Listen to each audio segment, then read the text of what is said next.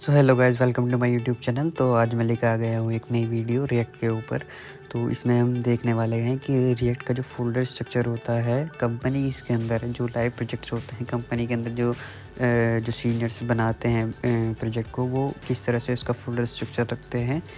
तो सबसे पहले मैं आपको दिखा दूँ एक इमेज जो कि एज ए रेफरेंस हम लोग यूज़ करेंगे। तो ये इसका जो लिंक होगा वो मैं ड्राइव पे डाल करके इसका लिंक डिस्क्रिप्शन में डाल दूँगा, तो आप इसको एज ए रेफरेंस यूज़ कर सकते हो।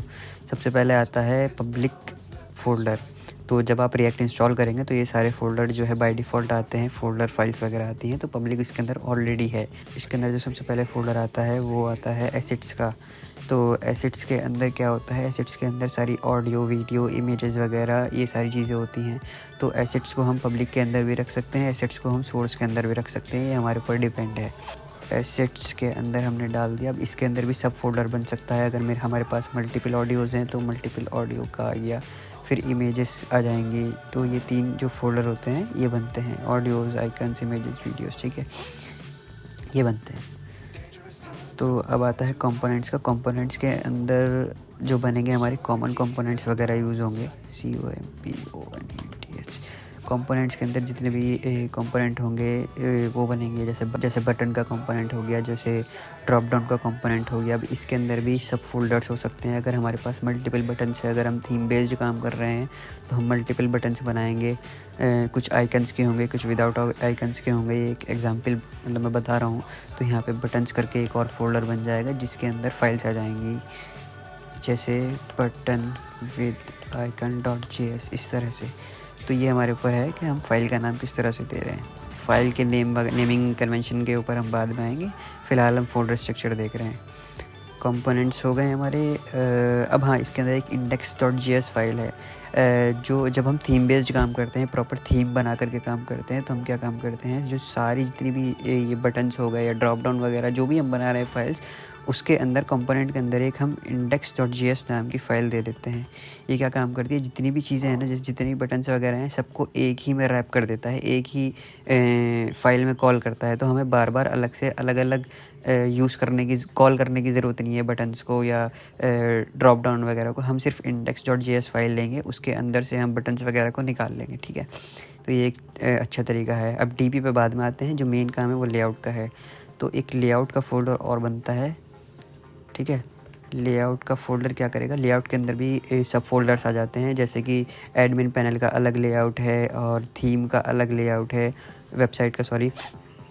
तो उस हिसाब से हम लेआउट को डिफ़ाइन कर देते हैं। लेआउट के अंदर भी मान लीजिए एडमिन पैनल का कोई लेआउट है, तो इसके अंदर अब क्या बनेगा, इसके अंदर फाइल्स बनेगी, जैसे नेविगेशन की फ़ाइल बन जाएगी, फुटर की फ़ाइल बन जाएगी, साइड बार की फ़ाइल बन जाएगी।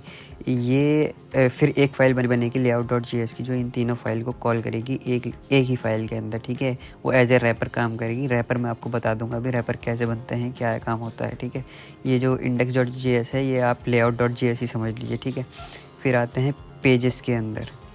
अब पेजेस का एक फ़ोल्डर बनेगा। पेजेस क्या होते हैं, पेजेस मान लीजिए होम पेज है, कोई डैशबोर्ड का पेज है, तो वो इस तरह से बनते हैं। कुछ कंडीशनली रेंडर होंगे पेज, डैशबोर्ड के पेज। मान लीजिए कुछ कंडीशनली डैशबोर्ड रेंडर होंगे कि इस कंडीशन में ये डैशबोर्ड दिखे, इस कंडीशन में ये डैशबोर्ड दिखे, तो हम यहाँ पे भी सब फोल्डर बना लेते हैं डैशबोर्ड का, ठीक है। फिर डैशबोर्ड के अंदर हम नाम दे देते हैं डैशबोर्ड V1, डैशबोर्ड V2, इस तरह से। तो पेजेस के अंदर भी सब फोल्डर्स बन जाते हैं। फिर राउटर्स पे हम बाद में आएंगे। आते हैं हम स्टोर्स पे। स्टोर का एक हम फ़ोल्डर नहीं बना रहे, हम रिडक्स का फ़ोल्डर बनाएंगे, ठीक है। तो ये एक बेहतर तरीका रहेगा मेरे हिसाब से। रिडक्स का हम फ़ोल्डर बना देते हैं। रिडक्स के अंदर हम स्टोर, या तो हम स्टोर का फ़ोल्डर बना करके store.js कर दें, या फिर डायरेक्ट भी store.js कर सकते हैं, यहाँ पे बना दें, ठीक है। फिर अगर हम रिडक्स टूल किट यूज़ कर रहे हैं, वो तो हमारे ऊपर डिपेंड करता है हम क्या चीज़ यूज़ करते हैं। कोर रिडक्स यूज़ कर रहे हैं, रिडक्स टूल किट कर रहे हैं, तो मोस्टली लेकिन हम रिडक्स टूल किट ही यूज़ करता हूँ मैं। तो रिडक्स के अंदर भी हम स्लाइसेस बना लेंगे।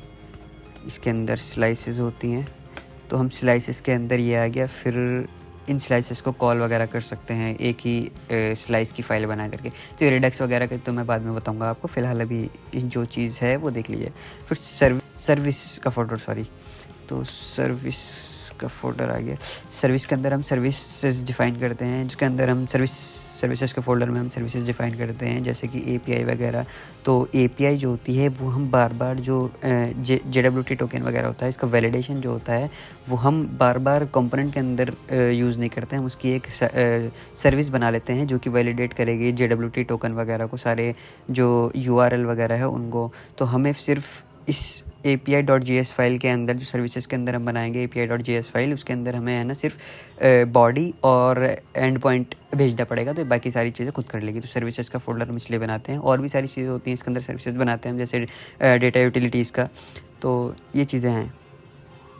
अब आते ही यूटिलिटीज़ का फ़ोल्डर, यूटिल्स फ़ोल्डर। तो इसके अंदर हम क्या करेंगे, यूटिल्स फ़ोल्डर क्या करता है, यूटिल्स फ़ोल्डर के अंदर हम 3 चीज़ें मोस्टली बनाते हैं। जैसे कांस्टेंट हो गए, कुछ कांस्टेंट होते हैं जो हमें डिफ़ाइन करने रहते हैं, लेकिन वो कंपोनेंट के अंदर हम अगर डिफ़ाइन करेंगे तो गंदा लगता है कोड, तो हम उसकी अलग फ़ाइल बना लेते हैं कांस्टेंट के नाम से, जिसके अंदर हम जो है डिफ़ाइन कर देते हैं उन कांस्टेंट को। जैसे मान लीजिए मेन्यू बना रहे हैं हम, तो मेन्यू उसके अंदर डिफ़ाइन कर सकते हैं मेन्यू.js करके, ऐसे। फिर हेल्पर होते हैं, हेल्पर फंक्शंस जो होते हैं, हेल्पर के अंदर हम जो है फंक्शंस बनाते हैं, छोटे छोटे फंक्शंस जो हमें हेल्प करते हैं। मान लीजिए कुछ हमें सॉर्टिंग का फंक्शन बनाना है कस्टम, तो वो हम इसके अंदर डिफ़ाइन कर सकते हैं, जो कि रिटर्न करेगा डेटा। तो इस तरह से हम हेल्पर्स के अंदर बनाते हैं कुछ फाइल्स। अब हुक्स का इसका फ़ोल्डर रहता है, हुक्स के फ़ोल्डर के अंदर हम जो कस्टम हुक्स हम बनाते हैं वो डिफ़ाइन करते हैं। तो ये था आज का वीडियो फ़ोल्डर स्ट्रक्चर के ऊपर। हम जो नेक्स्ट वीडियो आएगी वो कंप्लीट एक लाइव प्रोजेक्ट जो होता है कंपनी के अंदर, जो मेरे पास फ्रीलांसिंग के प्रोजेक्ट आते हैं उनके ऊपर होगी। बने रहिए हमारे साथ। Thanks for watching.